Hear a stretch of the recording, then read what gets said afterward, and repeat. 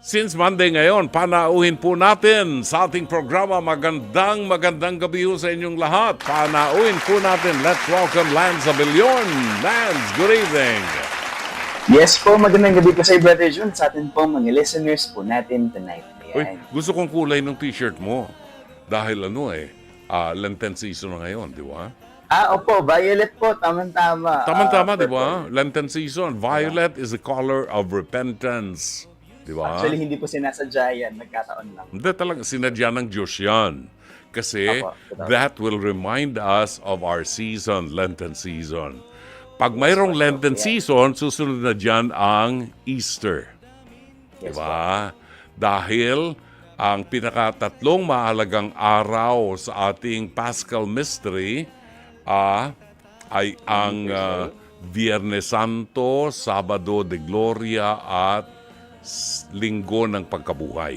Pagkabuhay. Yan, di ba? Tama, correct. Hindi pwedeng manatili tayo sa suffering and passion of Jesus. Kailangan mayroong Sabado. Kailangan mamatay. Kailangan mawala si Jesus sa ating paningin, sa ating buhay, para makita natin ang kahalagahan ni Jesus sa buhay natin. Dahil, Amen po tayo dyan. yun, dahil kinabukasan, ipakikita niya na ginapi niya ang kamatayan para sa atin. Di ba? Amen po. Ang gandang Amen. pagnilayan yan. Wow! Amen. Ang pagninilayan natin ngayon ay ang obra naman ni Maestro Lance Abellion, di ba? Na ang pamagat ay ang bawat buntong hininga. Yan. Yung bang gusto mong huminga ng malalim? Yes po, ito po yan. Bakit ganon? May gusto kang ilabas na sama ng loob. May gusto kang ilabas na hindi mo kailangan. Gusto mong alisin sa system mo yung hihinga ka ng malalim, huhugot ka ng malalim na hininga. Or pwede pong suffering, or pwede pong isa rin po siyang buntong hininga. Sa wakas po, natapos na po ang pagsubok at nagtagumpay tayo. Ayun, naipagtagumpay natin. Okay. Well, ayan kita niyo naman kaming dalawa ni Lance Abellion. Ang kwentuhan namin, leading palagi sa season, which is Lenten season. Dahil itong si Lance Abellion na pinapanood po ninyo, church worker po yan, servant po yan, naglilingkod sa simbahan natin. Pakinggan po natin si Lance Abellion sa kanyang bawat buntong hininga.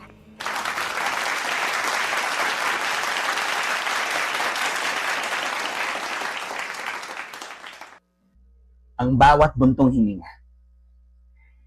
Isa itong kadalasang pagragasa ng kalungkutan, ng pagkapagod, ng pagkalugmok, pagkapagal sa walang katapusang paglaganap ng kadiliman, biglaang pagdalaw ng kawalang pag-asa.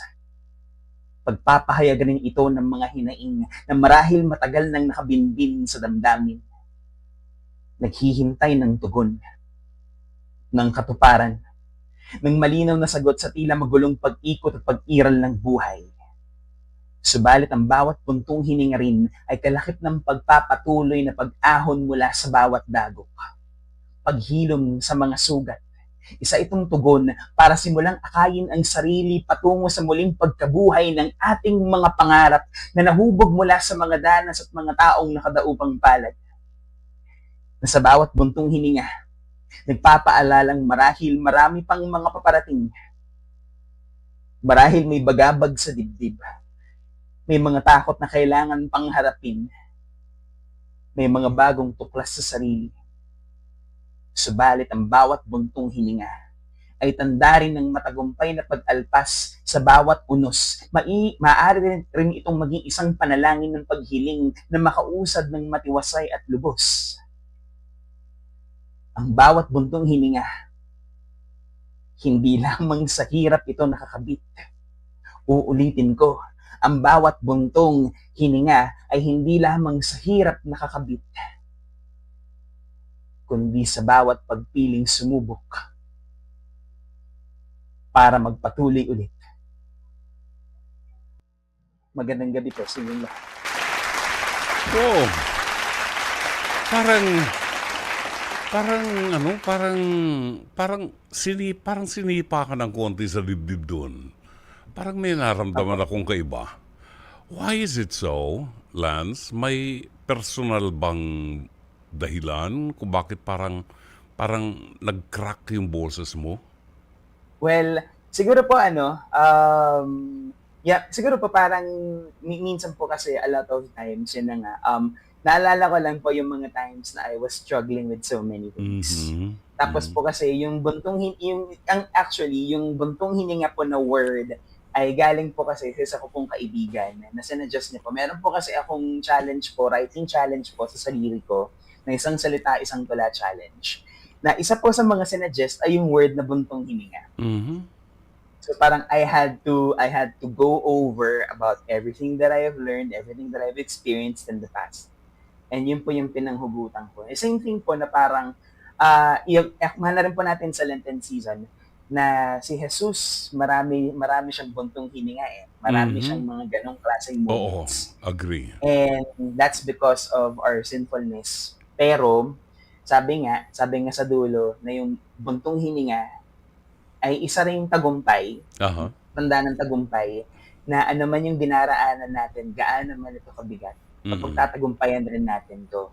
At yun lang ang tanging lang natin pwedeng gawin again ay magtiwala lang tayo na balang araw malalagpasan natin.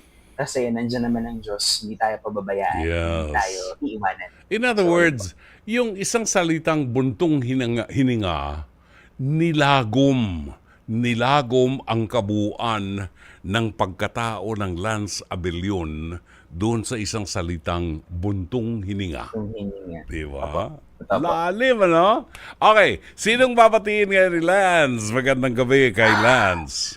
Ayun, so hinga na po ako. Binabati ko po syempre si Mommy Edna Abellon po ng magandang gabi. Ang mga kapatid ko po sa Laya Philippines, magandang gabi. Kay Sir JC Calasikas, magandang gabi. Nakaka-birthday lang.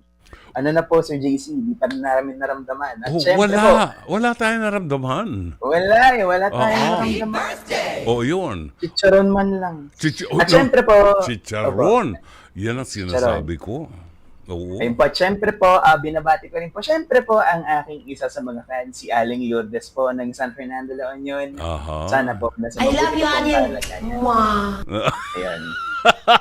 Maraming salamat, Lance. Thank you. Maraming salamat po. Brother Enjoy the night. Thank you.